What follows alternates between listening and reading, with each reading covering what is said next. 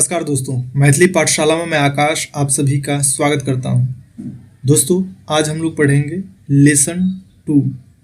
Lesson 2 में आज हम लोग जो पढ़ेंगे वो य का उच्चारण और साथ ही जो मैथिली का वर्तनी है उसके बारे में पढ़ेंगे। तो वीडियो थोड़ा अगर लंबा हो जाए तो वीडियो को स्किप मत कीजिएगा या आधा अधूरा मत देखिएगा। अगर ऐसा करेंगे तो वीडियो आपको अच्छे से समझ में नहीं आएगा और आगे आपको समस्या होगी, इसलिए वीडियो को पूरा देखें। तो आइए शुरू करते हैं। य का उच्चारण कहीं कहीं पे ज की तरह करते हैं।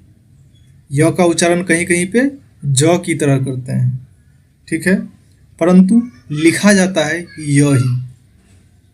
लिखावट में वो नहीं बदलेगा। ऐसा नहीं कि हम उच्चारण ज कर रहे हैं य का और लिख भी हम ज रहे हैं, तब गलत हो जाएगा।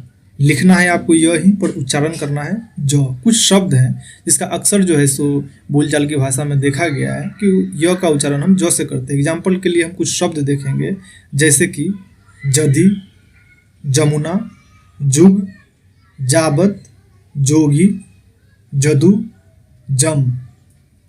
परंतु ये लिखा कैसे जाएगा? यदि, यमुना, युग, यावत, योगी, यदु, यम। तो लिखा जाता है य ही, परंतु उसका उच्चारण किया जाता है ज, ठीक है। तो अब आइए हम जानेंगे मैथिली का जो वर्तनी है। मैथिली का वर्तनी है ए और य। ए जो है ये प्राचीन वर्तनी है और य जो है ये नवीन वर्तनी है, ठीक है। तो मैथिली में इन दोनों वर्तनी का इस्तेमाल किया जाता है। प्राचीन वर्तनी में हम देखेंगे कैल, जै, ह्वैत, मै, भै, गै। ये प्राचीन वर्तनी है। इसमें ए का इस्तेमाल किया गया है वर्तनी के रूप में। अब इन शब्दों का आपको मैं अर्थ भी बता देता हूँ कि वो अर्थ क्या होता है। कृपया करके आप इसे नोट भी कर लें ताकि आपको पता चले कि इन शब्दों का ये मीनिंग होता है, ठीक है। तो साथ में आप नोट कर लें। कैल का मतलब होता है किया गया। कैल, उच्चारण पे ध्यान दीजिए। कैल, कैल, कैल मतलब किया गया, जो काम किया गया है वो कैल। जा, जा मतलब जाना, ठीक है। हैत, हैत मतलब होगा। हैत मतलब होगा। मैं, मैं, उच्चारण देखिए मैं। मैं मतलब माँ। भै, भै मतलब भाई। गै, गै मतलब गाय। तो जो उच्चारण आ रहा है गै, तो गै है तो हम ए वर्तनी जो है हम ए वर्तनी लगाते हैं गै। भाई में भी हम ए वर्तनी लगाए भै।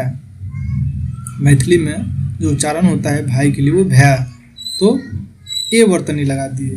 हैत, अब इसमें जो है हम ए के जगह पे य भी लगा सकते हैं। ये नवीन वर्तनी है। अब जैसे कैल, अब कैल जो है वो आप कैल में ए भी लगा सकते, लिख सकते हैं। आप प्राचीन वर्तनी का भी इस्तेमाल कर सकते हैं और य भी लिख सकते हैं।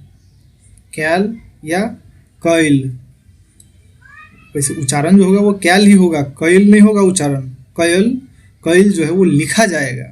लिखने में आप, लिखावट में आप एक जगह पे य का भी इस्तेमाल कर सकते हैं, उसमें कोई गलती नहीं है क्योंकि ये नवीन वर्तनी है। परंतु प्राचीन वर्तनी जो है वो ए ही है।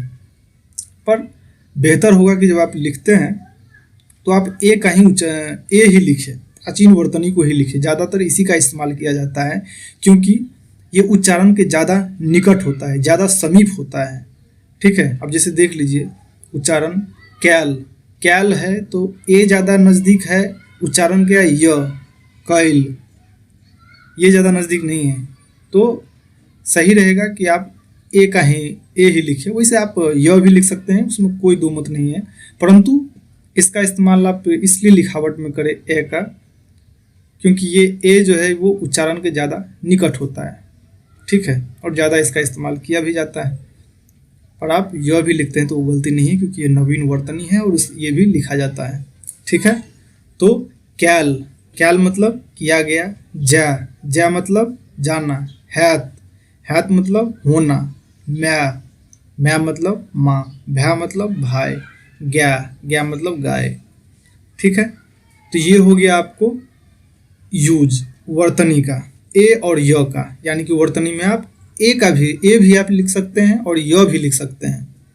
ठीक है, परंतु कहीं कहीं पे कहीं पे आपको क्या होना होगा, अगर शब्द है कोई भी और उस शब्द के शुरू में अगर मात्र ए आ रहा है, सिर्फ ए आ रहा है कोई शब्द के स्टार्टिंग में, तो वहाँ पे आप नवीन वर्तनी य का इस्तेमाल आप नहीं करेंगे।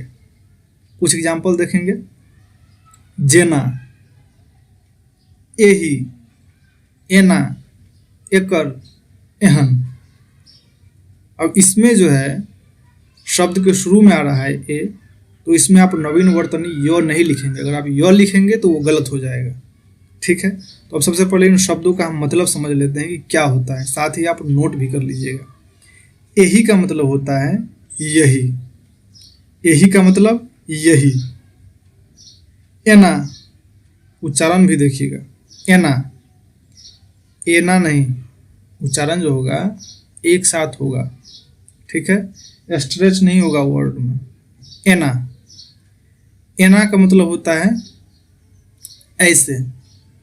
एना, ऐसे। एकर, एकर, एकर का मतलब होता है इसका। एहन, एहन का मतलब होता है ऐसा। ठीक है, ये आप मतलब समझ गए। और इन सारे शब्दों के शुरू में ए आ रहा है, इसलिए इसमें हम नवीन वर्तनी य का इस्तेमाल नहीं करेंगे। नवीन वर्तनी का इस्तेमाल हम तब करेंगे अगर शब्द के बीच में, मध्य में ए का उच्चारण आ रहा है या अंत में ए का उच्चारण आ रहा है, तो वहाँ पे हम नवीन वर्तनी का इस्तेमाल करेंगे। जैसे कि हमने पहले एग्जाम्पल में देखा, कैल, कैल में मध्य में ए का उच्चारण आ रहा है, तो वहाँ पे हम प्राचीन वर्तनी ए ही लिखेंगे। सॉरी, ए और य दोनों लिख सकते हैं, मध्य में है, मध्य में है तो। ठीक है, चाहे अंत में है, जैसे जा, जा है तो ए का उच्चारण जो है वो अंत में आ रहा है, तो वहाँ पे हम ए भी लिखेंगे, य भी लिखेंगे। इसमें दोनों वर्तनी का यूज करेंगे। परंतु अगर शुरू में ही, शुरुआत में ही अगर वो आ जाता है ए का उच्चारण, तो उसमें हम नहीं करेंगे, उसमें हम इस्तेमाल नहीं करेंगे नवीन वर्तनी का, उसमें हम प्राचीन वर्तनी का इस्तेमाल करेंगे। ठीक है, तो यही चीज़ है। तो आज के लिए बस इतना है। मुझे उम्मीद है कि आप लोग को वीडियो पसंद आया होगा, वीडियो समझ में आया होगा। फिर भी अगर आपको समझ में ना आया हो, किसी भी प्रकार की आपको दिक्कत हुई हो, आप हमें कमेंट बॉक्स में पूछ सकते हैं।